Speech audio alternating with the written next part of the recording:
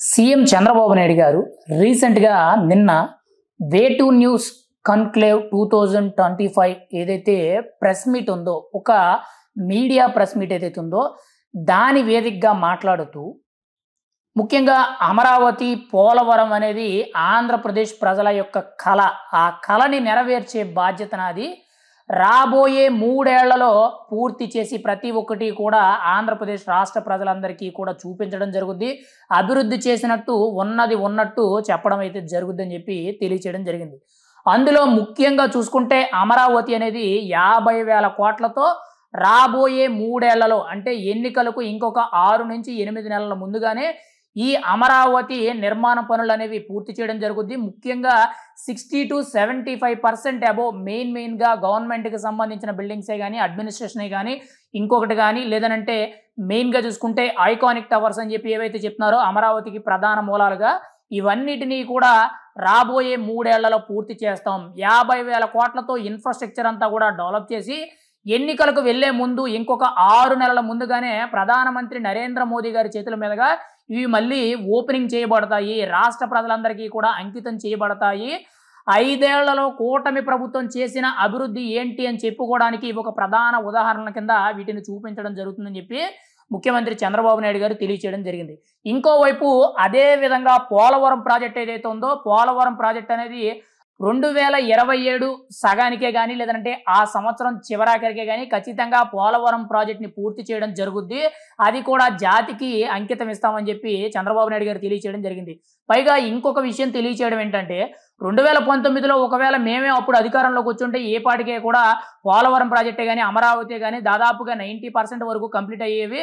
పోలవరం అయితే 2020-21లోనే పూర్తయ్యేది. కానీ గతంలో వైసీపీ ప్రభుత్వం రావడం వల్ల పోలవరం ప్రాజెక్ట్ అంతా కూడా నిర్వీర్యం అయిపోవడం, పోలవరం ప్రాజెక్టుకి సంబంధించిన డబ్బులన్నీ కూడా ముఖ్యంగా దారి మళ్లించడం, ఇవన్నీ కూడా జరిగినాయి. కాబట్టి గతంలో ఇద్దరు నీటిపారుదల శాఖ మంత్రులుగా మారారు, డైలాగులు చెప్పారు తప్పితే ఎక్కడా కూడా పోలవరం ప్రాజెక్ట్ని పూర్తి చేయలేకపోయారు.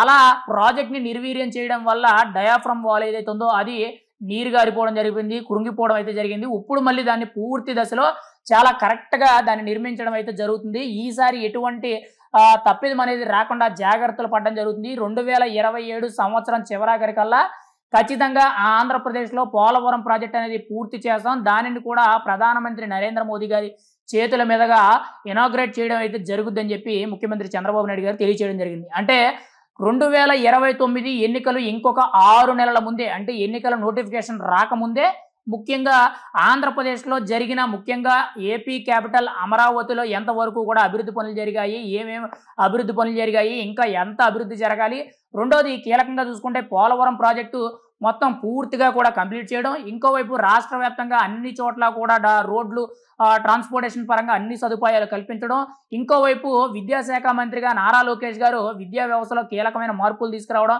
వాటిల్లో ఏమైనా తప్పిదాలు ఉంటే అవన్నీ కూడా సరి చేసుకోవడం, వాటితో పాటు ముఖ్యంగా ఉద్యోగ అవకాశాల కల్పన, ఇంకోవైపు ముఖ్యంగా పంచాయతీరాజ్ శాఖ మంత్రి అయిన పవన్ కళ్యాణ్ గారు గ్రామాల అభివృద్ధి దిశగా, గ్రామాల్లో మంచినీటి సదుపాయాల దిశగా రోడ్లు, డ్రైనేజీలు, మంచినీటి సదుపాయాలు ఇవన్నీ కూడా గ్రామాల్ని డెవలప్ చేసుకుంటూ రావడం జరుగుతుంది.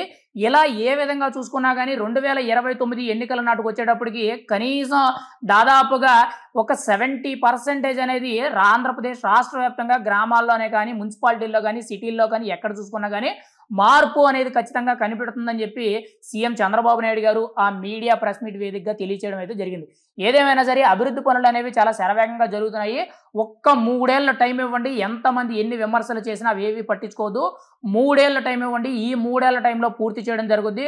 ఒకవేళ అదే కానీ జరగకపోతే 2029లో మీకు ఓటు అనేది ఒక ఆయుధం ఉంది కాబట్టి దానివల్ల మీరు మా ప్రభుత్వానికి ఓటేస్తారో, లేదంటే గత ప్రభుత్వం అయిన వైఎస్ జగన్మోహన్ రెడ్డి గారి పార్టీ వైసీపీకి ఓటేస్తారనేది మీరే నిర్ణయించుకోవచ్చు అని చెప్పి చాలా క్లియర్ కట్గా తెలుస్తున్నట్టు ఆయన మాట్లాడడం అయితే జరిగింది. ఏది ఏమైనా కానీ 2029 ఎన్నికలకు ఒక 6 నెలల ముందుగానే ఇవన్నీ కూడా అభివృద్ధి చేసి ప్రజలకు చూపించడం జరుగుద్ది. అభివృద్ధి చేసినవన్నీ కూడా ప్రారంభించడం జరుగుద్దని చెప్పి ముఖ్యమంత్రి చంద్రబాబు నాయుడు గారు తెలియచేయడం జరిగింది.